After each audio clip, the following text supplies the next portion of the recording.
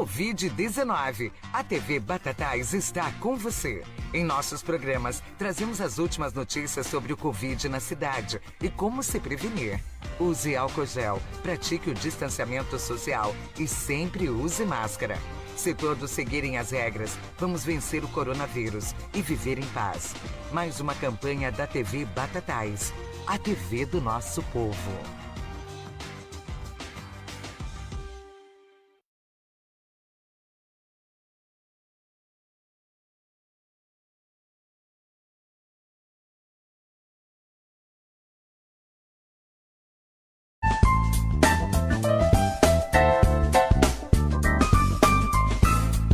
Bom dia, estamos aqui novamente com Café com Flávia e hoje numa edição muito especial com uma pessoa incrível que vocês conhecerão já já.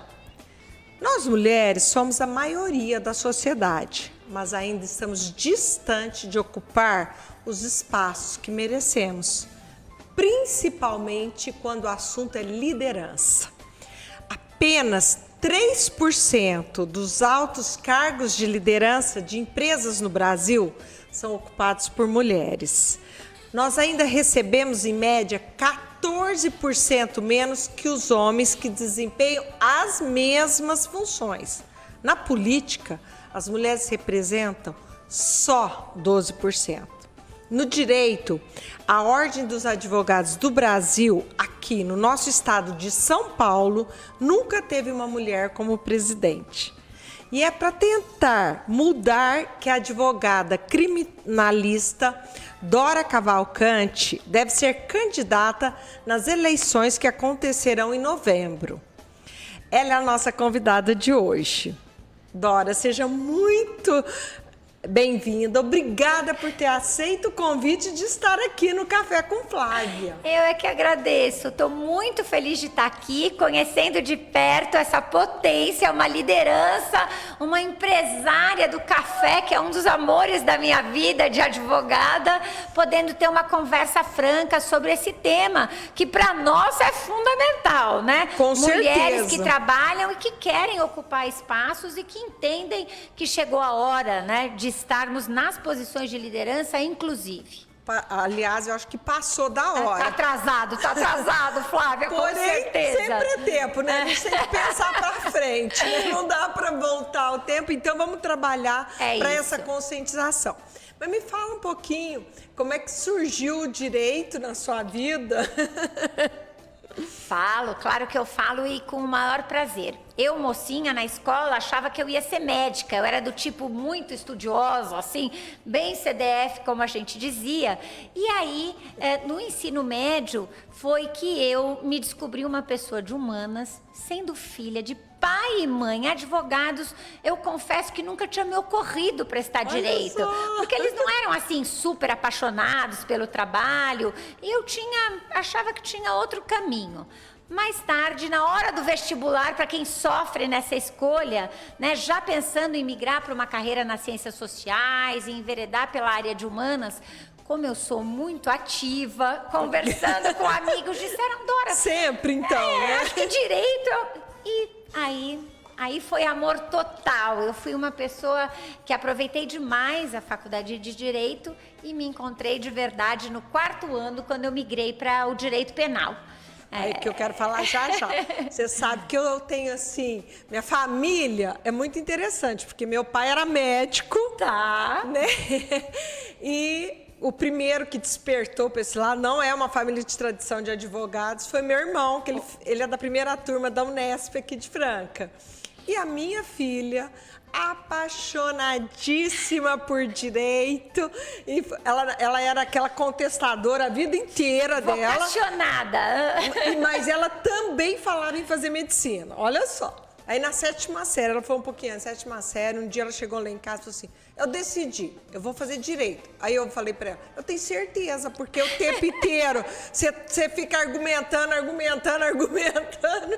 E ela também é apaixonada, embora ela tá mais na área empresarial, né? Mas também uma apaixonada. Mas tem essa característica do contato próximo, né? Essa coisa de abraçar o problema do outro, esse relacionamento muito direto, que vem do direito também, que acho que tem uma certa, aquela prestação de serviço direto para o outro. Você abraça o problema e aí passa a ser seu para resolver. Isso é um lado bom. Com certeza.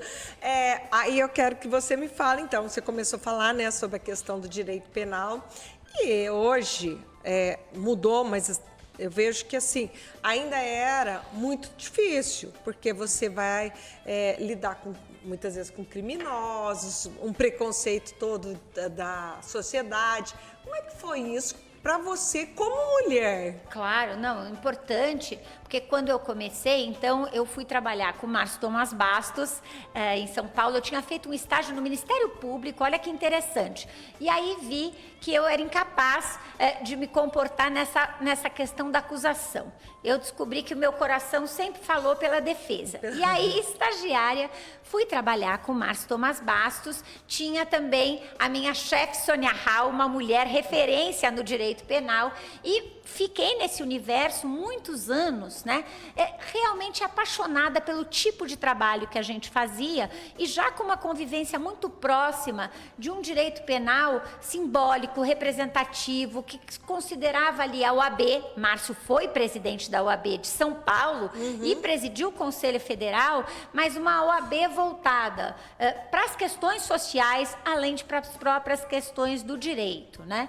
Agora, naquela época, realmente eram pouquíssimos escritórios, né? Assim, referência, aqueles advogados com a tradição do júri. Eu, particularmente, gosto. Eu sou uma pessoa que gosto, né? De falar, da oratória. Eu gosto de bucha de canhão, viu, Flávia? Eu gosto. Ai, que gostoso. Então, o que a gente tinha era essa incerteza, né? Ah, mas será que o cliente vai contratar uma advogada mulher? Será que o presídio, a delegacia são ambientes para uma profissional mulher? E acho que ali eu vejo, nesses anos todos, são 27 anos já de advocacia criminal.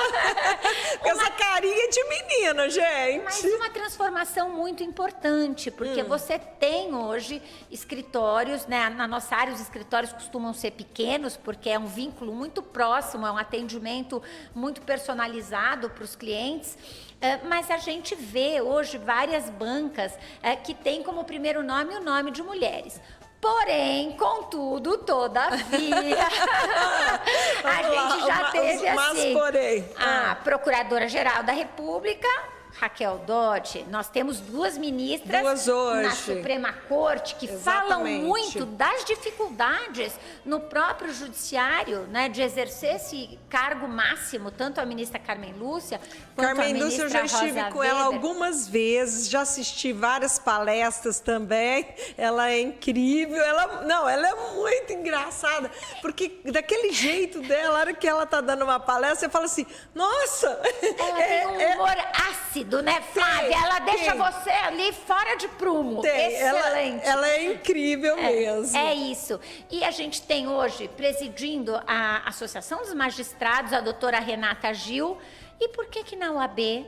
Por que na nossa entidade de classe hoje temos mais mulheres inscritas do que homens na advocacia? Passamos esse ano, né? Você fala da sua filha, eu posso dizer da minha, que vai se formar em Direito.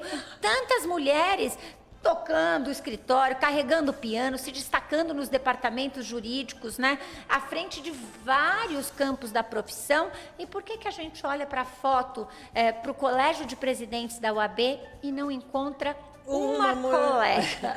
Mas antes da gente entrar nesse tema específico, vamos lá. Eu queria saber mais como é que foram os desafios. Quais foram os principais desafios?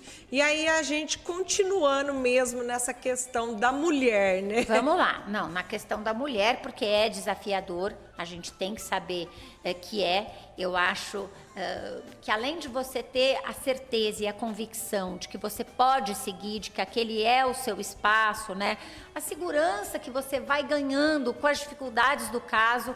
Eu gosto muito de falar, sabe, Flávia, que não vai dar para ganhar todas as batalhas. Então, eu, na verdade, gosto de conversar muito isso com quem está mais começando, né? Eu tive essa oportunidade, mas logo que eu me formei, eu me casei pouco depois, né? Eu conheci meu marido na escola ainda, então me casei quando Advogado também? Não, geofísico, está na Olimpíada, diretor de natação. Então, o assunto é bem mesclado lá em casa. Mas quando eu fiquei grávida da minha primeira filha, eu estava terminando os créditos do mestrado, porque a gente tem essa preocupação, se qualificar, é lógico que você quer estar antenada. E a mulher estuda mais do que os homens. Sim. Já tem várias pesquisas que comprovam isso. Que quem busca, né, esse aperfeiçoamento profissional nos cursos de pós-graduação, as mulheres.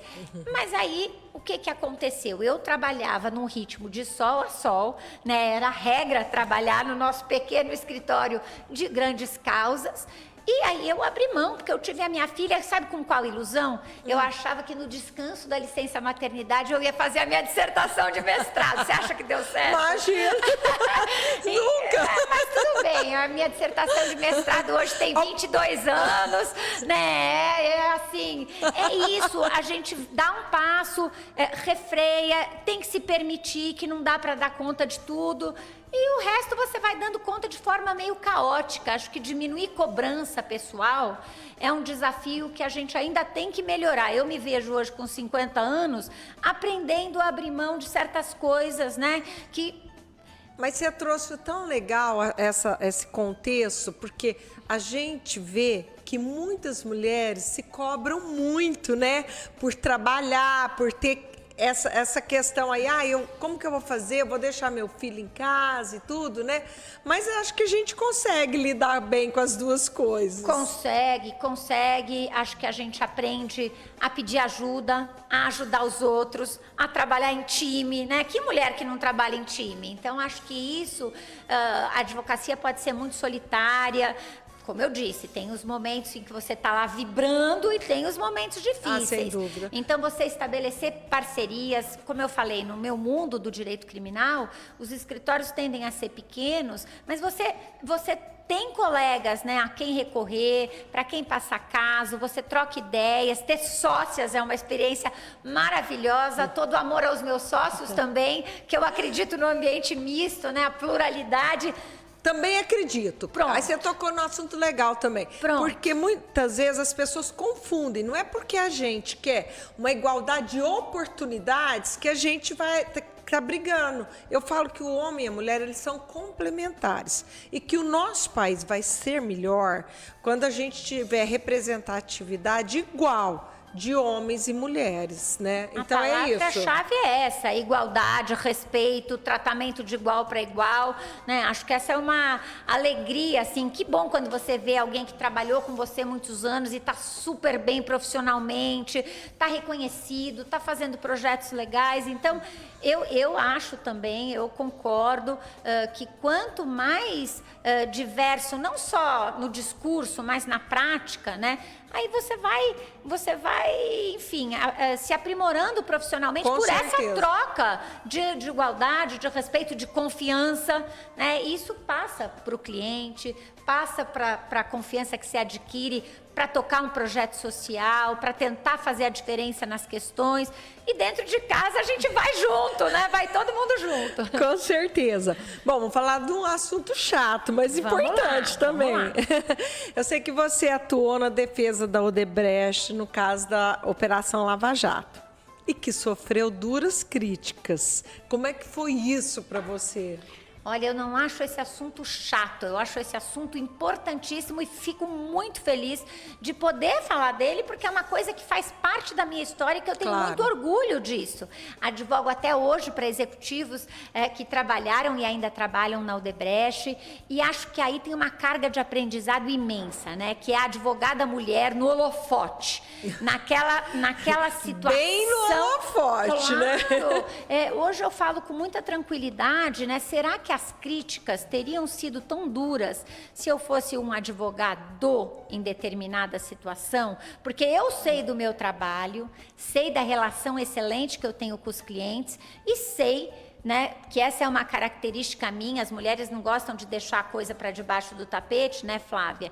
Que muito do que a gente disse dos abusos da Lava Jato, que não se confundem, veja bem, uma coisa é a gente querer um país melhor, a gente querer um país mais transparente, sem corrupção. A outra é a gente tolerar e permitir abusos do poder, né? do poder punitivo, que enfraquecem o nosso projeto de país e não colaboram. Então, acho que tem aí 5, 6 anos se passaram e que diferente hoje a pessoa me ligar e falar: nossa, Dora, realmente o que você estava dizia correta. Olha, mas você trouxe um assunto também muito relevante. Eu fui candidata a prefeita agora, recentemente, e eu falei muito uma coisa, que eu tinha que provar dobrado a minha capacidade, a minha competência. Então, quando você traz, será que se fosse homem, a cobrança seria a mesma? Eu já te respondo, não seria. Não seria, eu tenho né? certeza absoluta, porque eu vivi isso na pele. E é muito duro, né? E incrível que para as próprias mulheres a gente tem que provar também essa questão da competência. A que escolha você é dos adjetivos, né, Flávia? Como é fácil quando você olha uma mulher num espaço ali, nos holofotes, na sua trajetória, por exemplo, você pode confundir, né, seriedade, competência. Ah, não, é combatividade, é agressividade. Não é, é o trabalho, né? Ontem eu conversei numa live, o Liberdade 65, que remete ao início da minha vida profissional, com a colega Maria Jamile, que na semana passada teve seu cliente preso na CPI. Que é um momento difícil. Nossa. Né? É um momento duro. Todos nós estamos ligando. Foi. Como você disse, com todos os holofotes naquele momento. E como é que é ser mulher naquele momento, né? Como é que é ser questionada pelos seus predicados profissionais? Porque a gente não está acostumado, né? É um espaço conservador, é um espaço do novo, né? A gente está ainda desbravando. E agora vamos falar um pouquinho também do seu projeto Innocence Project no Brasil, uma ONG que se dedica a libertar pessoas inocentes que foram presas. Como é esse trabalho? Quais os avanços que já tiveram? Fala um pouquinho. Aí eu vou falar demais, tá? Você vai ter que me cortar, porque, enfim, o Projeto Inocência, ou Innocence Project Brasil, a gente tem que usar esse nome em inglês, porque nós fazemos parte. Eu tive essa experiência maravilhosa, eu passei 1 ano como visitante do Innocence Project na Califórnia, que fomenta projetos semelhantes pela América Latina. Então, é um projeto que está começando, eu considero, começando no Brasil. Nós temos 4 anos de trabalho. 4 anos. E o que a gente faz? Muitas vezes, na área do direito penal, né, Flávia, você tem a perspectiva de que a pessoa que está na cadeia, cumprindo uma pena, em condições difíceis, né, a gente fala assim: a cadeia é um lugar muito duro, muito sofrimento, mas aquela pessoa cometeu um crime, deve ter cometido algum crime grave, está lá porque de alguma forma... Ela mereceu, merece e tal. Só que a realidade, né, a militância na advocacia penal mostra, e não é um drama do Brasil, é um drama universal, que é a questão de que, lógico, o ser humano ele falha em qualquer área e também no direito. E muitas vezes as pessoas são presas aqui no país ainda com base em poucas provas. É um processo rápido. A gente pensa que há muita impunidade, né? Se fala nas chicanas, nos recursos do processo penal. E aí o que faz o nosso projeto? Nós recebemos pedidos estudamos um caso de uma forma diferente da minha formação de advogada de defesa. Portanto, a gente passa uma lupa e reabre uma investigação fechada. São pessoas condenadas com o tal do trânsito em julgado. Não cabe mais recurso. E encontramos a existência de provas novas, né? E tentamos reabrir e provar na justiça a inocência daquelas pessoas. Me fala uma coisa, deixa eu só te interromper um minuto.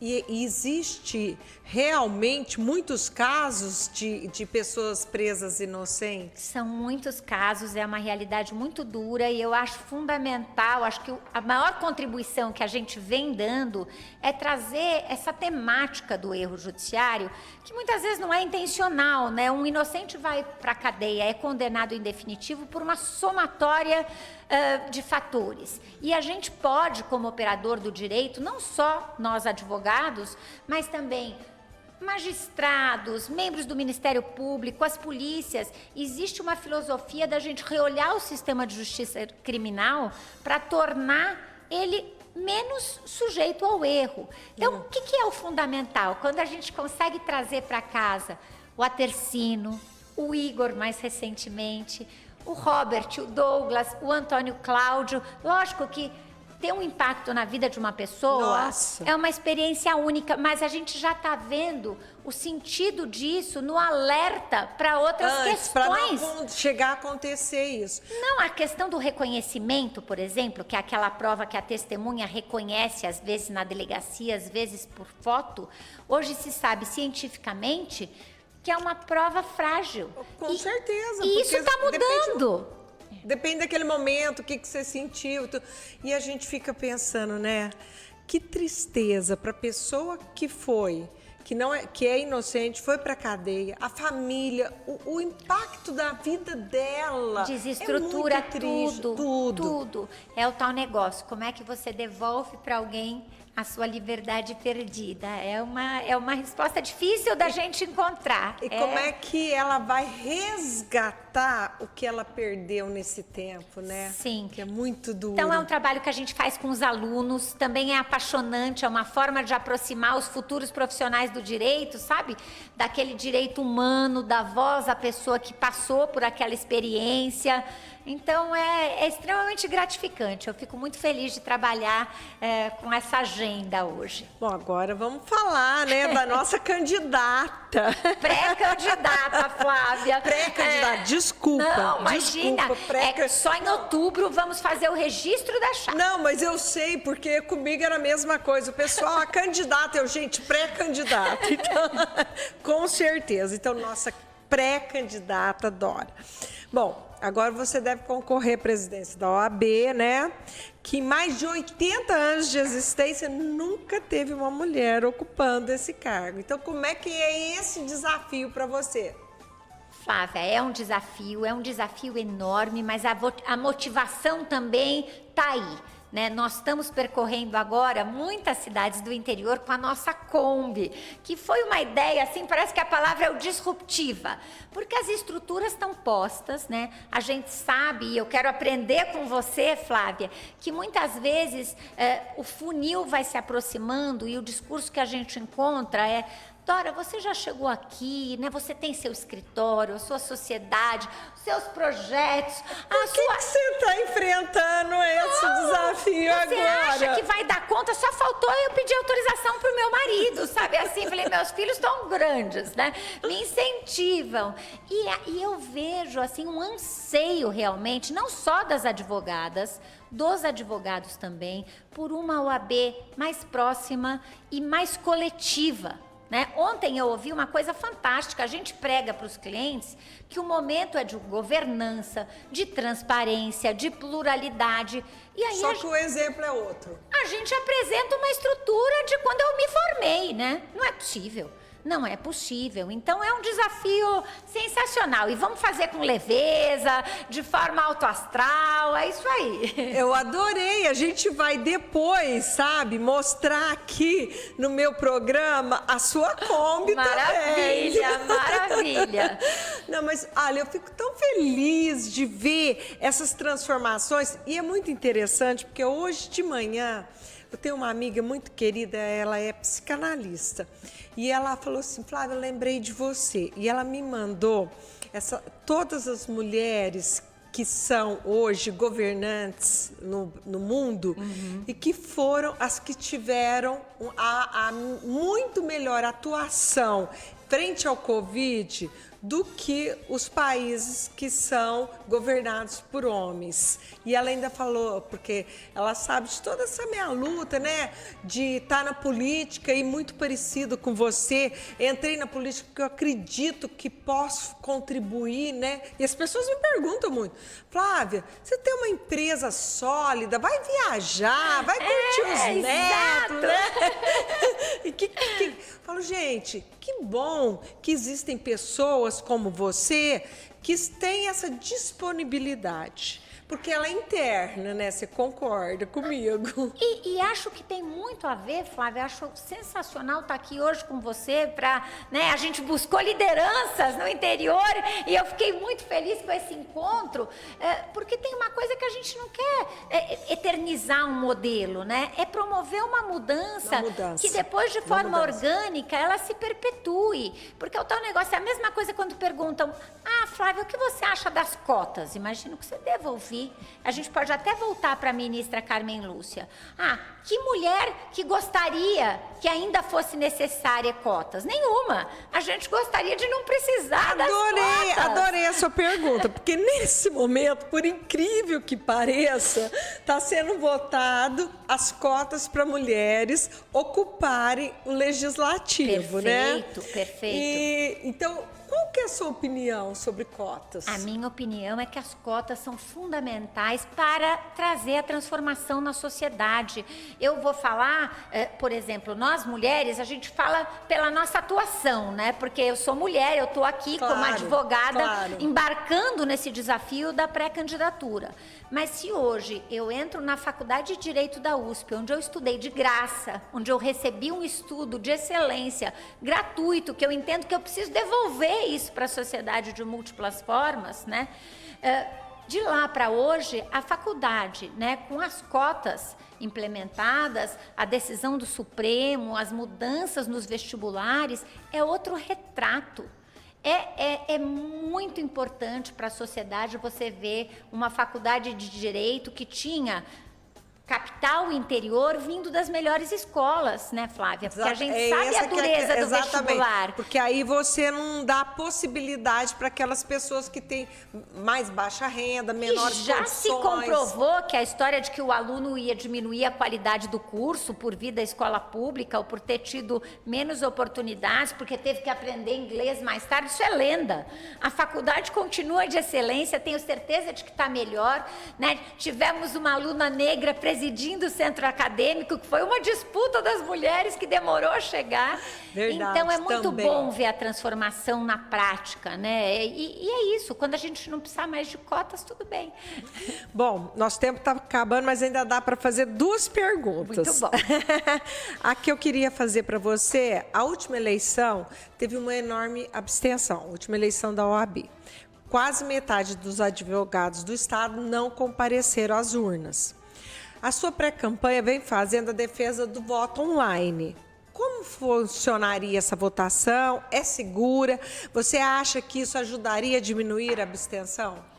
Eu tenho certeza de que ajudaria a diminuir a abstenção. O número de Franca, 52% dos colegas não votaram no último pleito. Então, Flávia, o voto online, o voto à distância, não só ele se tornará realidade, porque a advocacia toda, com muita dificuldade, com muito esforço, teve que se adaptar, né, ao certificado digital, aos processos eletrônicos, e a pandemia trouxe uma realidade que não tem jeito. Trouxe isso para o agora. Aliás, evoluiu. Se tem um lado bom que eu vejo, foi a evolução da tecnologia durante a pandemia. Eu tenho ouvido muito isso da advocacia no interior, rodando com a nossa Kombi, né? Em detrimento aqui, falando como advogada da capital, hoje as colegas e os colegas podem fazer sustentação oral, muitas vezes o cliente não tem como custear uma viagem, né? Então, muito importante essas transformações, e o voto online, ele é mais moderno, mais barato, é uma economia para a entidade nesse momento. Mais seguro por causa da questão sanitária também. E na pandemia, vou contar uma coisa pessoal. Pode. Que bom! Nós, enfim, fizemos uma primeira entrevista, eu disse que eu me sentia preparada para encarar esse desafio de forma respeitosa, né? Os outros candidatos são colegas, né? É um adversário ali que a gente quer debater ideias. Mas, enfim, quando eu surgi ali como pré-candidata, meu primeiro chefe, né? Aqui, professor Erasmo Valadão, excelente, me mandou um e-mail carinhosíssimo, me chamando de Dodó e dizendo que com a pandemia ele não via como ele ia poder votar em mim, que ele queria muito. Olha, mas que mesmo gracinha. que vacinado, como é que ele ia poder fazer isso? Mas é um excepcional advogado. Esse já foi um incentivo para você fazer essa campanha. Qual é o sentido de, em 2021, a OAB não estar não estar moderna, achar que o advogado vai se prestar a ser cabresto, porque a advocacia não está preparada? O advogado, ele assina digitalmente, ele é responsável pelo sigilo dos seus casos. É óbvio que ele está preparado para votar online e a gente pode destinar essa verba de outra forma nesse momento. Com que certeza. Todo mundo está passando um perrengue, né, Flávia? Com certeza. A sociedade aí com uma vulnerabilidade aumentando toda hora. A gente não sabe como nós vamos estar em novembro, quando essa eleição chegar. Nós precisamos estar preparados. Há essa possibilidade, outros estados vão fazer isso e nós queremos que a nossa OAB São Paulo, que tem o maior número de inscritos, esteja à frente dessa mudança. Não, com certeza. E vai estar, hein? Eu sou uma mulher de fé. Muito trabalho e fé. Fé na gente, fé no nosso trabalho. E para terminar, eu queria que você falasse aí como é que você vê o futuro do direito, qual que é o seu olhar e, juntamente com isso, quais suas propostas como pré-candidata. Muito obrigada, agradeço imensamente essa oportunidade. No nosso grupo, e o nosso grupo só cresce, então nós estamos na fase de colher a opinião das pessoas sobre os pontos de proposta que já estão colocados. Não dá para falar sobre tudo, obviamente, mas acho que a tônica é essa OAB mais acessível, com uma transparência que, assim, você pode ter o nome portal da transparência, mas aí eu vou buscar informação e não encontro. E mais representativa. Eu gostaria de deixar a mensagem, né, para as advogadas e para os advogados, que elas se sintam próximas da OAB, representadas, que elas queiram votar, não porque é obrigatório, mas porque a OAB tem um papel... Porque ela acredita... Tem um papel histórico fundamental de defesa, né, da nossa democracia, da crença na justiça, desse papel do advogado que vai muito além do relacionamento com o caso, mas é esse munus público de fazer a diferença. Você recebe uma ferramenta de trabalho que pode ser fundamental na vida das pessoas. Com certeza. Então, esse resgate de uma OAB simbólica, sabe? Essa OAB que faz a diferença, que é forte, que é presente, é o que eu gostaria de convidar as pessoas, e mais coletiva, porque mulher é boa de trabalhar em grupo. Com certeza. Não precisa ser do eu. Não, ao contrário, a gente é muito mais conciliador, acolhedora. Essa é a característica feminina mesmo, Exato, né? O conselho tem que mandar pra caramba, uma OAB que deixe frutos para as próximas gestões, né? Que não queira se apegar ali e ficar. Então tem muito trabalho para fazer e eu tô bem feliz com essa jornada. Dora, eu queria te agradecer muito por esse bate-papo delicioso, que, ó, se não tivesse o tempo, eu sei que ele seria muito mais longo, né? Mas a gente também... Obrigada, eu não posso apanhar. Se eu não falar, peraí que eu não posso errar, hein, Flávia? Pode falar. Sigam as nossas redes, Dora Cavalcante, .oficial. Tô melhorando. Mas a hora, quando a gente... postar, porque todo o nosso programa, depois a gente posta ele nas minhas redes também.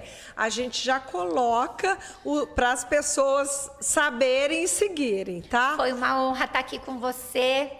toda a força do mundo na sua trajetória. A honra foi minha. Muito bom, gente. Olha que papo delicioso que nós tivemos nesse nosso Café com Flávia.